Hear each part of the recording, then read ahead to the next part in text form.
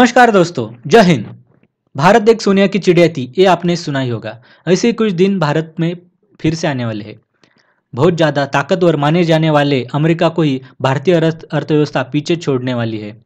आने वाले समय में यानी कि 2075 में भारत दुनिया की दूसरी सबसे बड़ी अर्थव्यवस्था बनने जा रही है।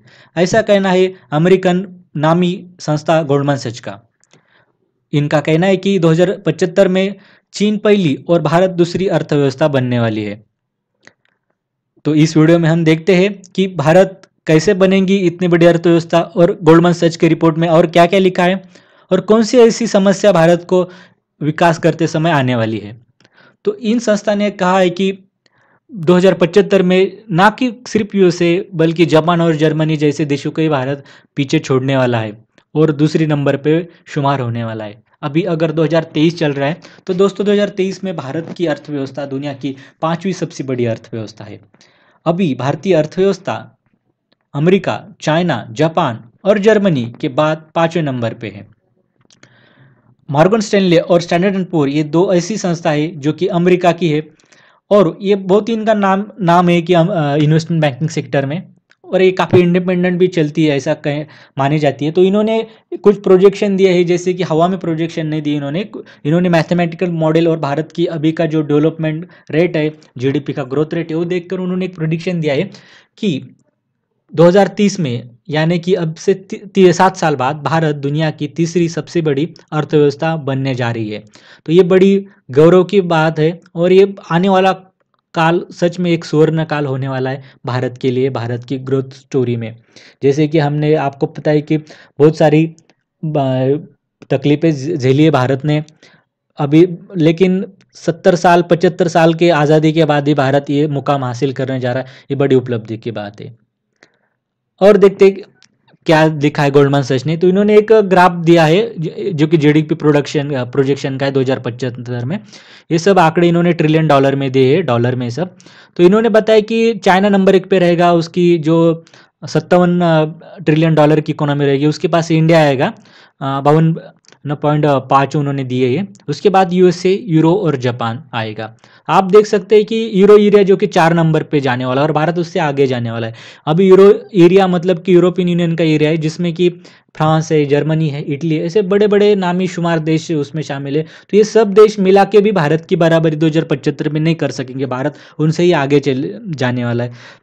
और ये 2075 ही नहीं, 2030 में ही भारत यूरो एरिया को एक शायद पीछे छोड़ देगा, ऐसा कहना है कि ये सारे प्रोजेक्शन का।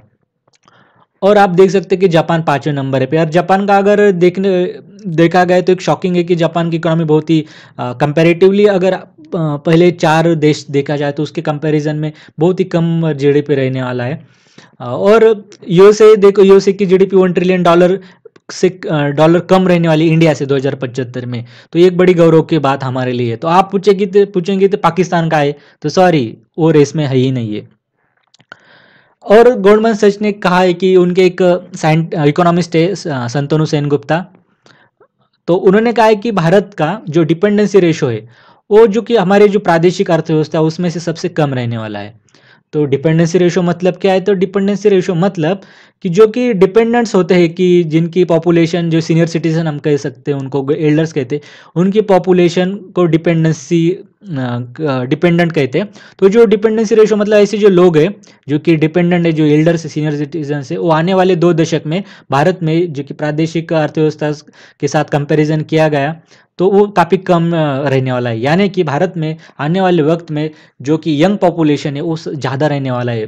15 से 59 ये पॉपुलेशन वो भारत में सबसे ज़्यादा रहने वाला है। इसके वजह से होगा क्या कि इसका एक एडवांटेजेस होने वाला है भारत को कि इससे लेबर फोर्स ज़्यादा मिलेगी, लेबर फोर्स, और इसके वजह से भारत को कॉम्पिटिटिवनेस मिलेगी। इसके वजह से जो डेमोग्राफिक डिविडेंड कहते हैं, जो कि स्किल पॉपुलेशन है जिसकी वजह से वेजेस भी कम रहते हैं, तो ये सब डेमोग्राफिक डिविडेंड भारत को मिलने वाला है, जो चाइना को भी मिला चुका है।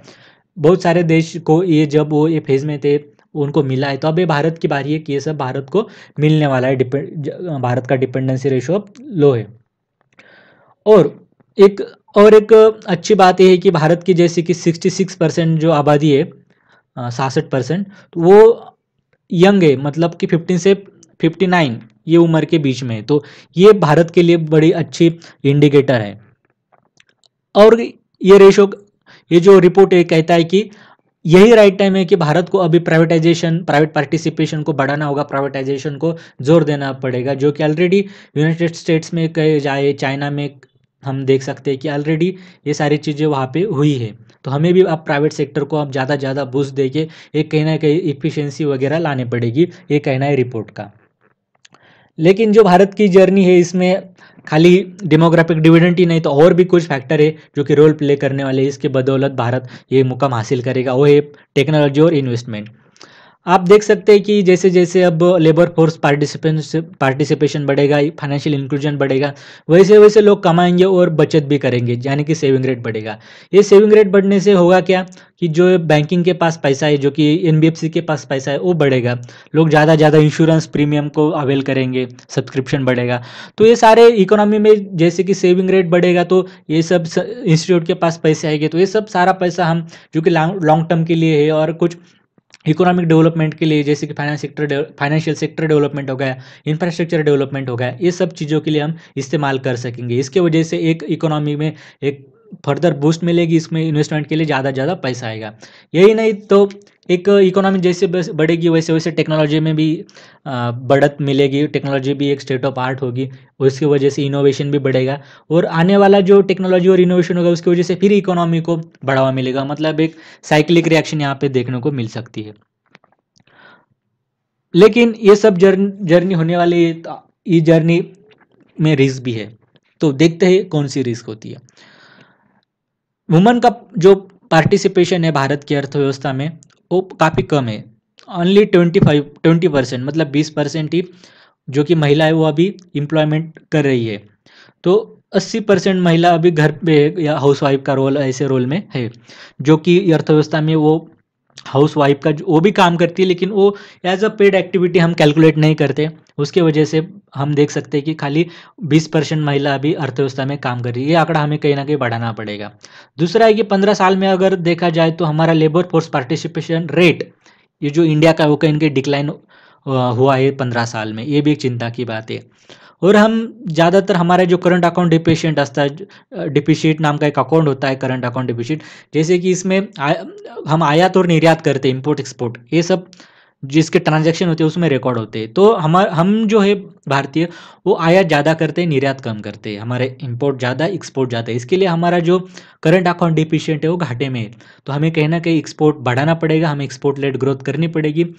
जैसे कि चाइना और अमेरिका ने ये एक्सपोर्ट लेड ग्रोथ ही हासिल की है, उसके बदौलत ही उनको ग्रोथ हासिल हुई। तो हमें भी कहीं ना कहीं कंजप्शन लेड ग्रोथ के बजाय एक एक्सपोर्ट लेड ग्रोथ चाहिए, इसलिए आने वाले समय में हमको एक्सपोर्ट बढ़ाना पड़ेगा। ऐसे प्रोजेक्शन और ये सब बातें कही है इस रिपोर्ट में।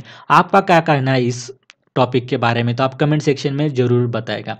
आपके लिए एक लाइन से मनी के संबंधित, मनी का यहाँ पे हमने काफ़ी डिस्कस किया, तो एक अच्छी एक प्रैक्टिकल बात है कि making money is action, keeping money is behaviour and growing money is knowledge. उम्मीद है कि आपको एक वीडियो पसंद आया है। धन्यवाद आखिरी तक देखने के लिए। फिर मिलेंगे अगले वीडियो में। Thank you.